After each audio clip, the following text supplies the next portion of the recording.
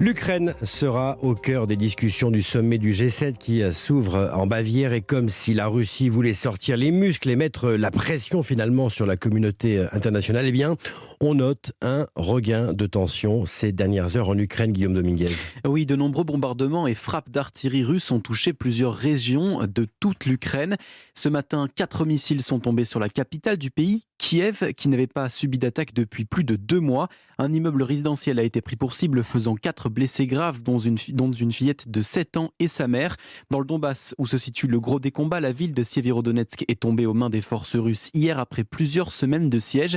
Et sur le réseau de communication Telegram, le gouverneur de la région parle d'une ville fantôme détruite à plus de 90% par les affrontements. Une démonstration de force destinée à mettre la pression sur l'Ukraine et les pays occidentaux, selon le président Volodymyr Zelensky. 45 missiles russes ont été lancés dans la nuit et tôt ce matin dans la région de Zhytomyr, Lviv, Kiev et Mykolaiv. Ils sont de différents types et ont été lancés depuis des zones différentes. Mais ils n'ont qu'un seul objectif, montrer que la Russie peut faire pression, que l'armée russe peut encore faire quelque chose. Mais aucun missile ni bombardement russe ne brisera l'esprit des Ukrainiens, conclut-il dans son message publié via son compte Telegram.